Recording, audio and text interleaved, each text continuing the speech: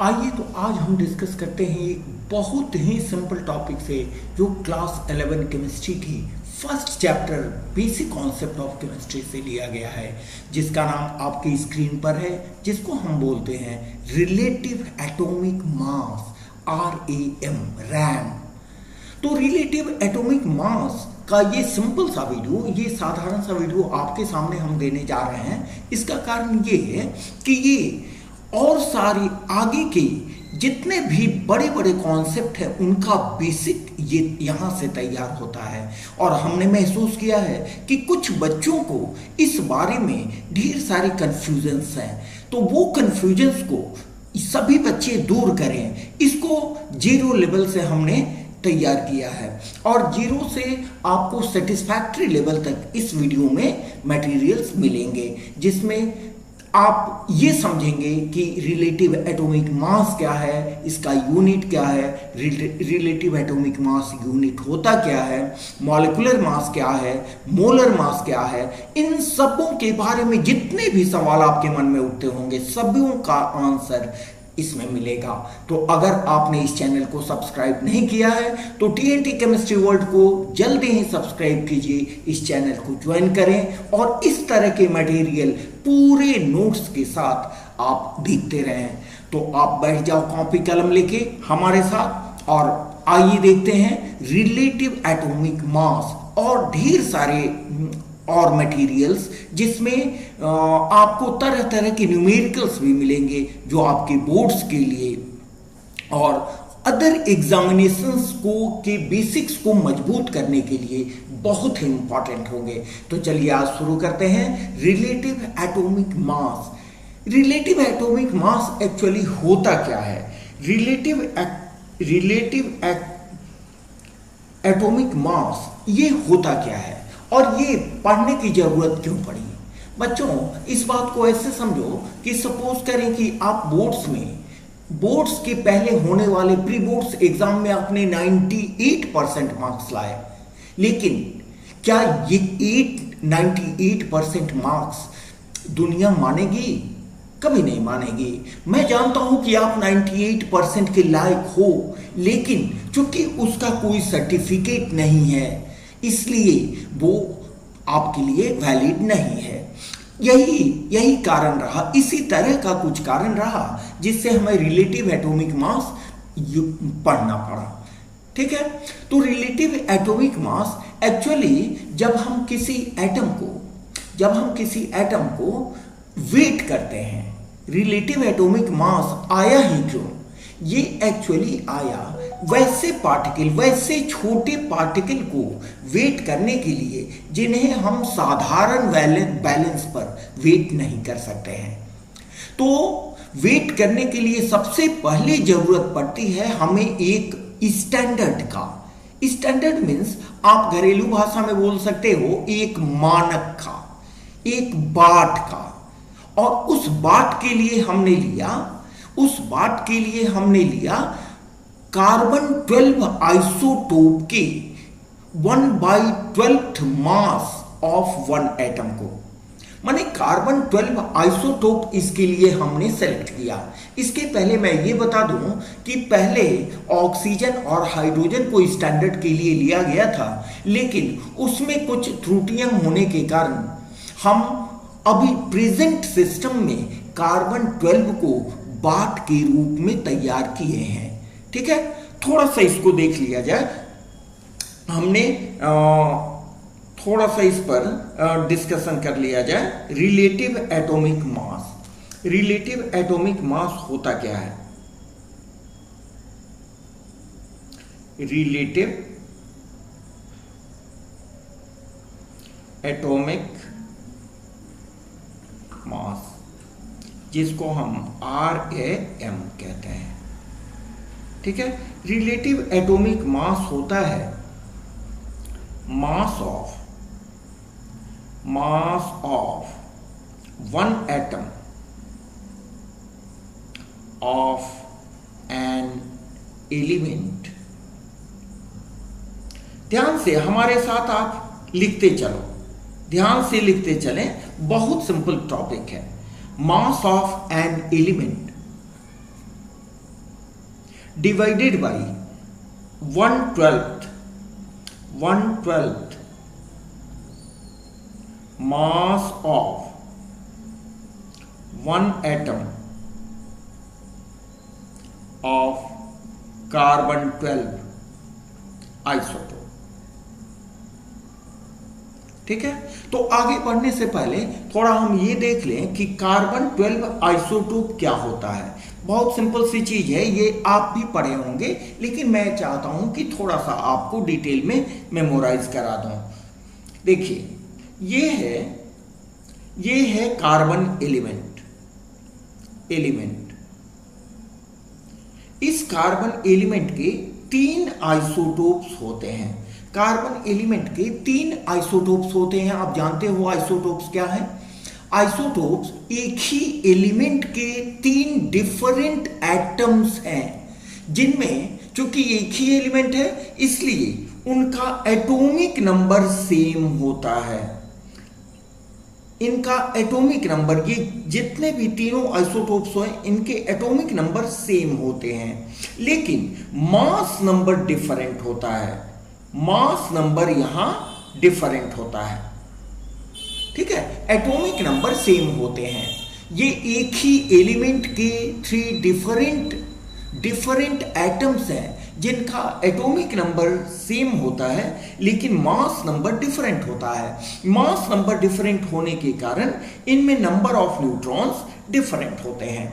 ठीक है, अब ये तीनों आइसोटोप्स में हमने कार्बन 12 को ही क्यों लिया भाई?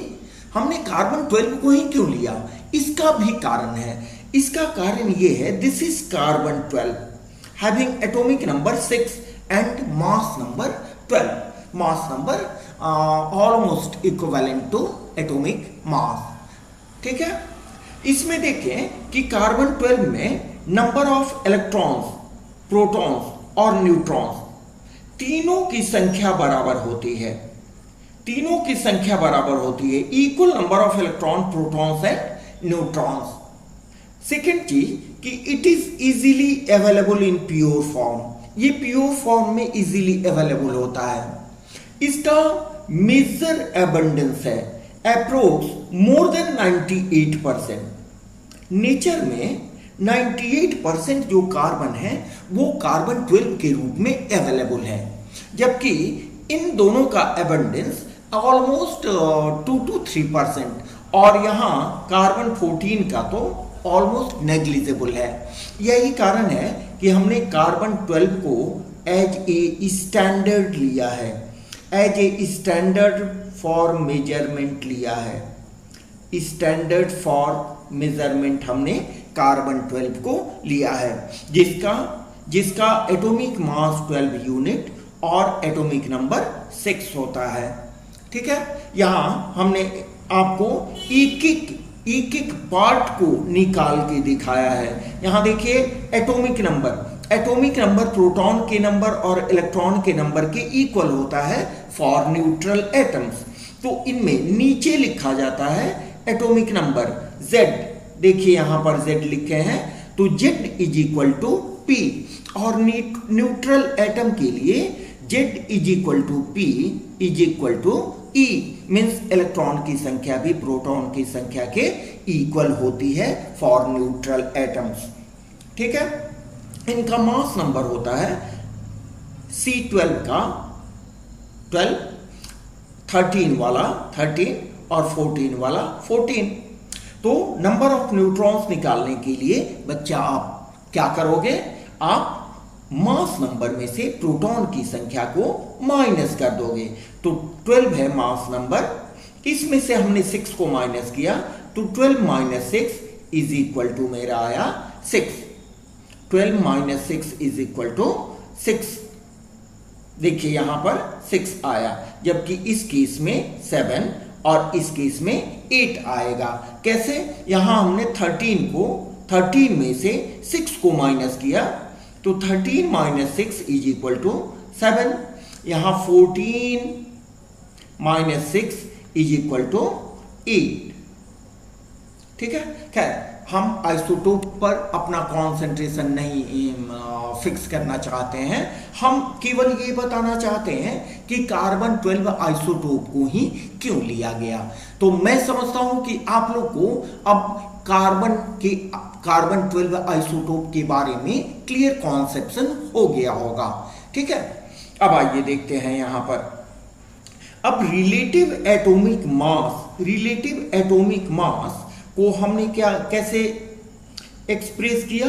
Mass of one atom of an element divided by 1/12 mass of one atom of carbon 12 isotope. तो कार्बन 12 आइसोटोप के बारे में आपको आइडिया मिल गया होगा। ठीक है, अब देखें कि रिलेटिव एटॉमिक मास को हम एक्सप्रेस करते हैं किस चीज में? एटॉमिक मास यूनिट में एक्सप्रेस करते हैं, एटॉमिक मास यूनिट में। आज की डेट में हम atomic mass unit that means AMU को यूनिफाइड यूनिट के रूप में स्टडी करते हैं। U for unified unit. ठीक है, तो अब U ही जनरली यूज किया जाता है। ठीक है, अब एटॉमिक मास यूनिट क्या है, इसके बारे में थोड़ा हम लोग देख लें। What is atomic mass unit? देखिए बच्चों, एटॉमिक मास यूनिट क्या है?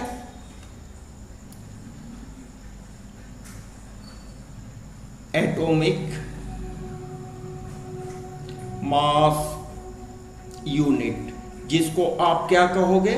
जिसको कहोगे AMU, और यूनिफाइड यूनिट U। आप केवल U से भी इसको रिप्रेजेंट कर सकते हैं। तो इसका मतलब क्या हुआ? इसका जो एक्सप्रेशन होता है वो क्या होता है? वो देखिए यहां पर, mass of one atom of carbon 12 isotope, ये एक्चुअल मास है आइसोटोप, डिवाइडेड बाय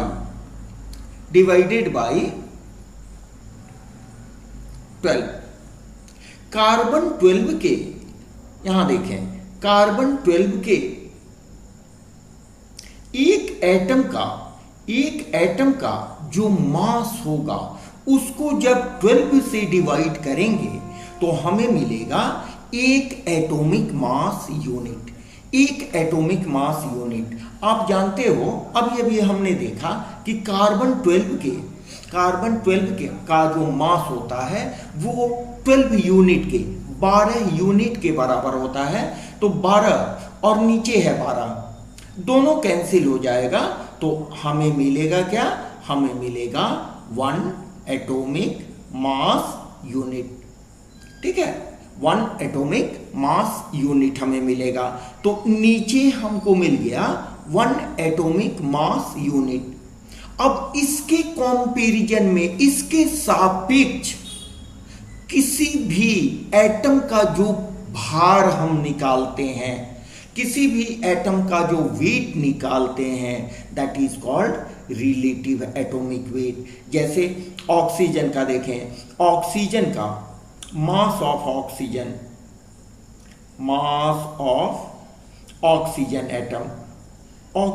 एटम का एक्चुअल मास होता है 16 यूनिट। ठीक है, इसको हम कार्बन 12 से, एटॉमिक मास यूनिट से जब हम डिवाइड करेंगे, means 1/12 of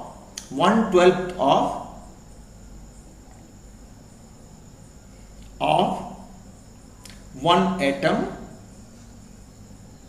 of carbon 12 isotope, इससे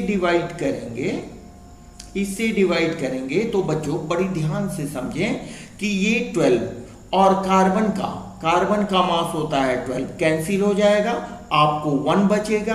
इसका मतलब कि ऑक्सीजन का जो मास होगा वो कार्बन 12 के एक एटम के मास का 16 गुना होगा। 16 गुना होगा। समझ रहे हैं बात? मेरी समझ से बात बहुत क्लियर है। यहां पर ऑक्सीजन का जो मास हम निकाल रहे हैं, रिलेटिव एटॉमिक मास जो निकाल रहे हैं, वो वास्तव में ऑक्सीजन का मास होता है 16 यूनिट। अब आपके दिमाग में ये सवाल आ रहा होगा कि सर हमको तो पहले से मालूम है। ठीक है, तो ये तो वही बात हुई ना कि आप 98% वाले स्टूडेंट हो, मैं भी जानता हूं, लेकिन क्या दुनिया इसको मानेगी? नहीं मानेगी। इसलिए आपको एक सर्टिफिकेट की जरूरत होगी, एक स्टैंडर्ड के द्वारा उसको वेरीफाई करना होगा। वही हम लोग यहां पर वेरीफाई करते हैं। समझ में आ रही है बात? ठीक है, तो 1 एटॉमिक मास यूनिट कितना हो गया? This much is called 1 atomic mass unit. 1 atomic mass unit. ठीक है, एक बात और बता दें, कभी कभी एक्सप्रेशन में, रैम के एक्सप्रेशन में ऐसे भी लिखा जाता है, उसे बिल्कुल कंफ्यूज होने की जरूरत नहीं है। जैसे रैम इज इक्वल टू, हमने मान लो लिखा इसके लिए मास ऑफ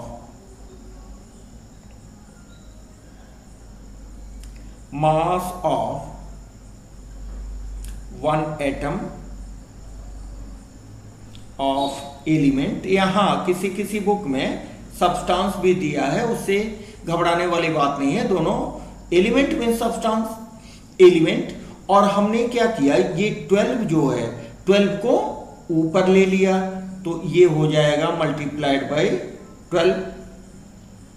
ठीक है, और ये हो जाएगा mass of 1 atom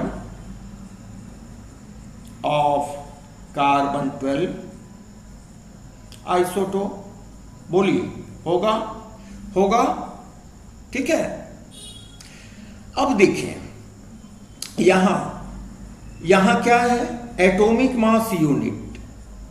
atomic mass unit का वैल्यू क्या है? एटॉमिक मास यूनिट का वैल्यू है mass of 1 atom of carbon 12 isotope. ये एटॉमिक मास यूनिट का ये फॉर्मूला हुआ। यही वाली चीज है ना, यहां रैम के नीचे वही हुआ, मास of 1 atom of carbon 12 isotope divided by 12। तो इसके बदले बच्चों हम लिख सकते हैं, इसके बदले लिख सकते हैं 1 AMU। आइए देख लेते हैं इसको। तो यहां पर क्या हो गया,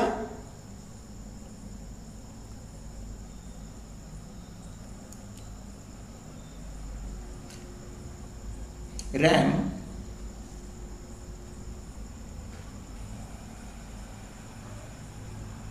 is equal to mass of 1 atom of element.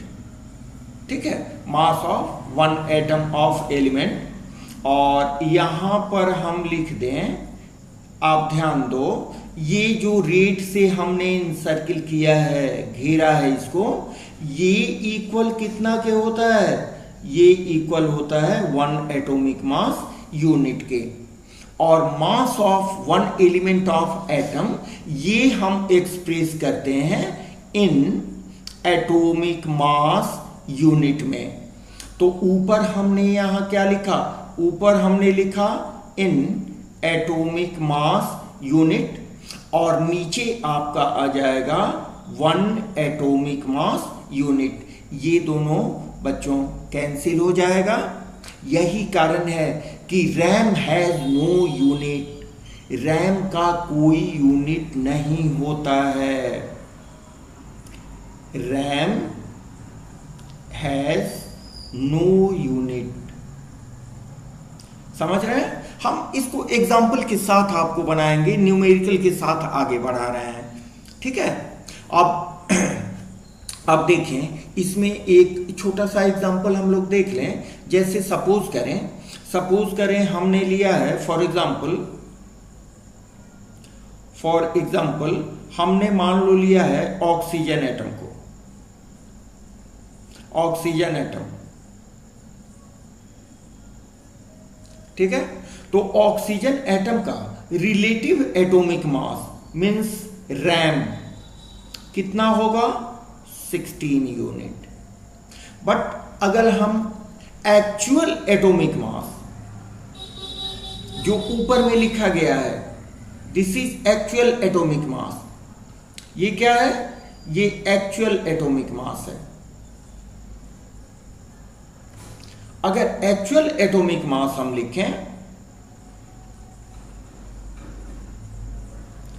Actual atomic mass of oxygen atom, तो इसको क्या लिखेंगे बच्चों, इसको लिखेंगे 16 एटॉमिक मास यूनिट, या इसको हम क्या लिख सकते हैं, 16 यूनिट, ठीक है। वीडियो के टाइम को कम करने के लिए हम अब चलें, कुछ प्रिंटेड मटेरियल है उसको आपको एक्सप्लेन कर देते हैं, सारी चीजें आपको क्लियर हो जाएंगी, प्लस न्यूमेरिकल भी उस पर हम लोग करेंगे। आइए अब इसमें हम लोग क्या क्या पढ़ने जा रहे हैं, relative atomic mass, RAM and its expression, जो आपको प्रिंटेड है यहां पर। एटॉमिक मास यूनिट क्या है, विथ एग्जांपल्स यहां देखेंगे। Actual atomic mass of atoms molecules है क्या, इसको कैलकुलेट कैसे करेंगे, ये भी हम लोग यहां देखेंगे, ठीक है। Relation with atomic mass unit क्या है, ये भी हम लोग यहां पढ़ेंगे, ठीक है। नेक्स्ट देखेंगे correlation between atomic mass, relative atomic mass and molar mass, इन तीनों के बीच क्या अंतर है। Molar mass of atoms in grams with explanatory numerical examples, इसके साथ जो भी रिलेटेड न्यूमेरिकल्स हैं, जो इंपॉर्टेंट न्यूमेरिकल्स हैं, वो एक एक करके बच्चों हम लोग देखेंगे। तो आइए, relative atomic mass, relative atomic मास क्या है, it is the mass of an atom of a substance. किसी किसी बुक में एलिमेंट भी दिया गया है, गलत नहीं है, आप एलिमेंट लिखो, सब्सटेंस लिखो। It is the mass of an atom of a substance relative to 1/12 of mass of 1 carbon 12 isotope। 1 carbon 12 isotope माने कार्बन 12 एटम के 1/12वें भाग से कितना गुना किसी एटम का, किसी एलिमेंट के एटम का, किसी एलिमेंट का एटम कितना गुना भारी है, उसी को हम बोलते हैं रिलेटिव एटॉमिक मास। हमने आपको बताया कि कार्बन 12 का वेट होता है 12, और 1/12 का मतलब 1/12, ये डिनोमिनेटर में 12 है, यहां आपको 12 आएगा, कट जाएगा, कैंसिल हो जाएगा, 1 आएगा। इसलिए जो एक्चुअल मास होगा वो 1 का कितना गुना होगा, ये एक्सप्रेस करता है रिलेटिव एटॉमिक मास। इसको एक्सप्रेशन में हम ऐसे भी लिख सकते हैं। तो कभी कभी कुछ बच्चे इस एक्सप्रेशन से भी कंफ्यूज हो जाते हैं, क्योंकि उन्होंने तो पढ़ा है कि ये 1/12 into mass of 1 atom of carbon 12 isotope, carbon 12 isotope, ठीक है। और यहां हमने ऊपर दे दिया 12 को, बड़ी सिंपल सी बात है बच्चों, आप भी समझ रहे होंगे। हमने क्या किया, इस 12 को नीचे है उसको ऊपर कर दिया। तो इसको इस तरह से भी हम लिख सकते हैं। अब यहां पर देखें, atomic mass is expressed in atomic mass unit और एएमयू, जो कि अभी हम लोग क्या बोलते हैं इसको, यूनिफाइड यूनिट, U से रिप्रेजेंट करते हैं, जिसमें कार्बन 12 को taken as standard in present system. अभी के सिस्टम में कार्बन 12, वैसा कार्बन जिसका एटॉमिक नंबर 6 और मास नंबर 12 हो, उसको हमने स्टैंडर्ड के रूप में लिया है, जैसा कि ऊपर हम लोग देख चुके हैं। अब देखें, यहां एटॉमिक मास यूनिट में एक्सप्रेस किया जाता है। तो एटॉमिक मास यूनिट होता क्या है, आपके दिमाग में भी चल रहा होगा बच्चों। तो ये देखें, एटॉमिक मास यूनिट जिसको AMU या U से हम रिप्रेजेंट करते हैं, ये क्या होता है, 1/12 the mass of one atom of carbon 12 isotope is called atomic mass unit, AMU और यूनिफाइड यूनिट। कार्बन 12 का मास कितना हुआ, कार्बन 12 का मास होता है 12, इसका 1/12 कितना आएगा, 1। This is 1 atomic mass unit. ठीक है, इसकी जरूरत क्यों पड़ी, ये भी आप समझ लो। इसकी जरूरत क्यों पड़ी, हमें 1 यूनिट निकालने की जरूरत क्यों पड़ी। अब कार्बन के एक एटम का, कार्बन 12 के एक एटम का वजन मान लो 12 यूनिट है। अगर हमें कोई वैसा एटम को वजन करना पड़ा कार्बन के रेस्पेक्ट में, कार्बन के सापेक्ष, कार्बन को आधार मान के, वैसा एटम जिसका एटॉमिक वेट मान लो हीलियम 4 है, तो हम कैसे वेट करेंगे। उसको वेट करने के लिए हम यूज करेंगे 1 atomic mass unit. 1 minimum natural number है, जिसका कितना गुना भारी दूसरे एलिमेंट का एटम है, यही हम करते हैं रिलेटिव एटॉमिक मास यूनिट में, रैम में। कार्बन 12 के एक एटम से कितना गुना भारी है दूसरे एलिमेंट का एक एटम, बस यही हम निकालते हैं, क्योंकि कार्बन 12 हमारा स्टैंडर्ड है, यही हमारा सर्टिफिकेट देगा, जिससे पूरी दुनिया किसी एलिमेंट के एटम के वजन को मानेगी, समझे। और एब्सोल्यूट मास हम लिखते हैं AMU में, एटॉमिक मास यूनिट और यूनिफाइड यूनिट, जो अभी बहुत चलता है। तो 1 एटॉमिक मास यूनिट आपको हो गया absolute mass of 1 carbon 12 atom divided by 12, समझ रहे हैं। तो रैम, अब इसको आप रख दो, ये वाले पार्ट को आप अगर रख दें इसमें हमने वहां भी दिखाया, इसमें रख दें बच्चों, ठीक है। तो इतना होता है 1 एटॉमिक मास यूनिट के, ठीक है। तो रैम इज इक्वल टू क्या हो जाएगा, mass of 1 atom of element in AMU by 1 atomic mass unit.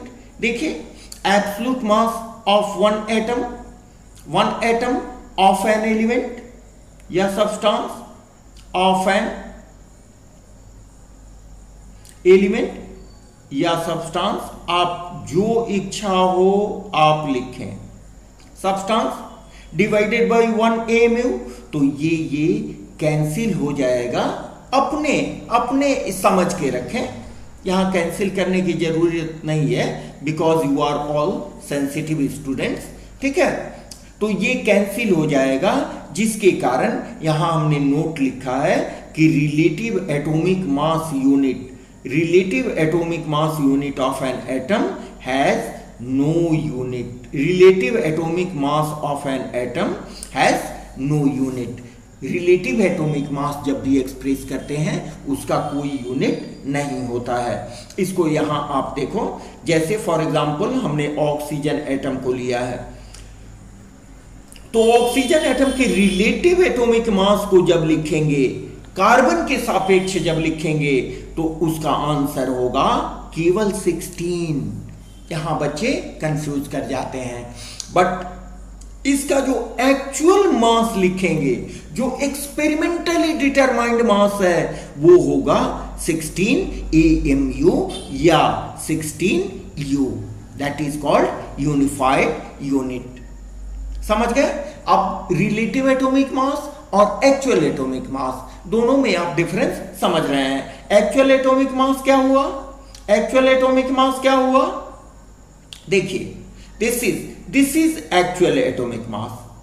ये जो हुआ आपका, हमने आपको बताया है एक्चुअल एटॉमिक मास, या किसी किसी बुक में एब्सोल्यूट एटॉमिक मास भी इसको कह के पुकारा गया है। ठीक है, चलिए अब इसी पर एक छोटा सा न्यूमेरिकल जो आपके एनसीईआरटी में है, calculate the number of atoms present in 52 AMU of helium atom. कुछ बच्चों को देखा है हमने, इस तरह के 2-3 सवाल हैं जिसमें बच्चे कंफ्यूज हो जाते हैं। यहां देखिए, ये जो 52 AMU दिया गया है, इससे आप समझो कि ये एक्चुअल मास के टर्म में आपको इस न्यूमेरिकल को बनाना है। आप जानते हो कि actual mass of helium atom होता है 4 एटॉमिक मास यूनिट के। हीलियम एटम का एक्चुअल मास होता है 4 एटॉमिक मास यूनिट, जो 1 एटम को रिप्रेजेंट करता है, 1 एटम को रिप्रेजेंट करता है। ठीक है, तो देखिए, since 4 atomic mass unit of helium atom equals to has 1 atom, 4 atomic mass unit has of helium atom has 1 atom, 1 ये हीलियम एटम हुआ। एक हीलियम एटम का एक्चुअल जो मास हुआ वो हुआ 4 एटॉमिक मास यूनिट और यूनिफाइड यूनिट। ठीक है, इसलिए एकदम बिल्कुल जो 4-5 क्लास में आप पढ़े हो वो एक नियम का यूज करो, यूनिट मेथड का। 4 AMU एक हीलियम एटम के बराबर है, तो एक AMU में कितने हीलियम एटम होंगे? 1/4। इसलिए 52 AMU में कितने हीलियम एटम होंगे? 1/4 इंटू 52। ये आपको कट हो जाएगा तो आएगा 13 एटम्स। 13 एटम्स ये होगा आपका आंसर। चलिए नेक्स्ट ये भी सवाल देख लें। Calculate the molecular mass. यहां रिलेटिव मॉलिक्यूलर मास आपको नहीं दिया गया है। ठीक है, तो आप इसको यूनिट में ही निकालेंगे। यहां AMU के बदले हमने बच्चों AMU के बदले यूनिफाइड यूनिट का यूज किया है। तो यहां देखिए H2O इसका मतलब हुआ, H2O का मतलब हुआ, यहां थोड़ा सा हम H2O ये ऊपर हो गया है, इसको नीचे कर दें। H2O CO2 CH4 C6H12 O6, that is glucose। C6H12 O6 H12O6। ठीक है, H2O का मतलब क्या हुआ? 2 हाइड्रोजन, ठीक है, प्लस 1 ऑक्सीजन। तो एक हाइड्रोजन का एक्चुअल मास कितना होता है? 1 यूनिट। यहां 2 हाइड्रोजन है, मल्टीप्लाई कर दें 2 से, तो 2 इंटू 1 यूनिट। ऑक्सीजन का एक्चुअल मास 16 यूनिट। ठीक है, एक ही ऑक्सीजन है। ठीक है, तो ये 2 और 16 आपका आएगा 18 यूनिट। जब आप molecular mass means actual molecular mass को रिप्रेजेंट करेंगे। इसी तरह CO2 एक कार्बन और 2 ऑक्सीजन से के मिलने से बना हुआ है। कार्बन का एक्चुअल मास होता है 12 यूनिट, जबकि ऑक्सीजन का एक्चुअल मास होता है 16 यूनिट। ऑक्सीजन यहां 2 है, इसलिए हमने 2 से मल्टीप्लाई किया। आप सॉल्व करेंगे, 16 दूनी 32, 12 44, 44 यूनिट। जबकि CH4 के केस में एक कार्बन 4 हाइड्रोजन के साथ कंबाइन करता है। कार्बन का जो एक्चुअल मास है 4 एटॉमिक मास यूनिट होता है, जबकि यहाँ हाइड्रोजन का 1 एटॉमिक मास यूनिट होता है। 4 हाइड्रोजन है, इसलिए हमने 4 से यहाँ मल्टीप्लाई किया और टोटल आया हमारा 16 यूनिट। ये सभी जो वैल्यूज हैं वो एक्चुअल एटॉमिक मास के हैं, ठीक है। जबकि ग्लूकोज का एक्चुअल मॉलिक्यूलर मास, सॉरी, यहां पर ग्लूकोज का देख लें, ग्लूकोज का मॉलिक्यूलर मास कैसे आप कैलकुलेट करोगे। यहां पर 6 कार्बन है, एक कार्बन का एक्चुअल मॉलिक्यूलर एटॉमिक मास होता है 12 यूनिट, 12 हाइड्रोजन है, एक हाइड्रोजन का 1 यूनिट मल्टीप्लाइड बाई 12, यहां ऑक्सीजन 6, एक ऑक्सीजन का 16 यूनिट मल्टीप्लाइड बाई 6। टोटल को सॉल्व करेंगे तो हमारा आएगा 180 यूनिट, 180 यूनिट, ठीक है। चलिए नेक्स्ट आते हैं, numerical value of AMU in grams. AMU का न्यूमेरिकल वैल्यू ग्राम्स में क्या होगा, ठीक है।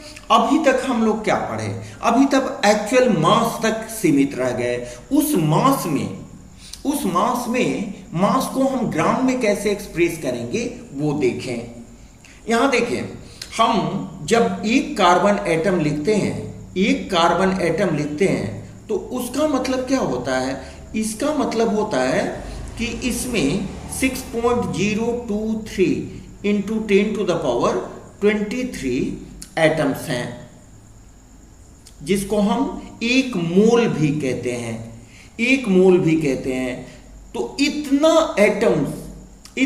एटम्स कितने के बराबर होता है, 12 यूनिट के बराबर होता है। और इसको हम ग्राम में रिप्रेजेंट करें तो that will come to be 12 ग्राम।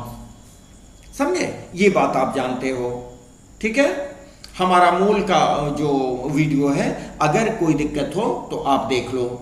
अब देखें, मास ऑफ किसी भी एटम के लिए mass of 6.023 into 10 to the power 23, 6.023 into 10 to the power 23 carbon 12 atoms, ये इक्वल होगा 12 ग्राम्स के। अभी हमने देखा 12 ग्राम्स के इक्वल होता है कितने एटम का, कार्बन के 6.023 into 10 to the power 23 atoms बराबर होंगे कार्बन 12 ग्राम्स के। माने कार्बन के 12 ग्राम्स में इतने एटम होंगे, ठीक है। तो 1 एटम का मास ऑफ 1 कार्बन 12 एटम कितना के बराबर हो जाएगा, 12 बटा 6.023 इंटू 10 टू द पावर 23, ठीक है। 12 by 6.023 into 10 to the power 23 grams, ठीक है। एक कार्बन का वजन हो गया, ये मास ऑफ 1 कार्बन का वजन हो गया। इसको बच्चों आप सॉल्व करोगे मीन्स आप डिवाइड करके देखो, आप अपने मोबाइल से डिवाइड करके देखिए। 12 में जब आप 6.023 इंटू 10 टू द पावर 23, आप केवल इसको डिवाइड करो, ये तो ऊपर जाएगा तो -23 हो जाएगा। डिवाइड करने के बाद साइंटिफिक नोटेशन को यूज करते हुए आपको मास ऑफ 1 कार्बन एटम आएगा 1.9924 into 10 to the power -23 grams. आप खुद अभी करके देख सकते हो। जब हम 12 को 6.023 से केवल इतना ही से डिवाइड करेंगे, 6.023 से, क्योंकि 10 टू द पावर 23 ऊपर गया तो माइनस हो जाएगा 10 टू द पावर -3। तो इसमें कोई छेड़छाड़ नहीं करना है। आप एक्सपोनेंशियल मल्टीप्लिकेशन, एडिशन, डिवीजन सब आपने पढ़ा होगा, ठीक है। तो हमारा मास ऑफ 1 कार्बन एटम आया 1.9924 into 10 to the power -23 grams. ठीक है, हम क्या करें, हमारा 1 एटॉमिक मास यूनिट का फॉर्मूला होता है mass of 1 atom divided by 12, mass of 1 atom divided by 12। ठीक है, अब 1 एटम के मास को 1 एटम का मास हमारा आया है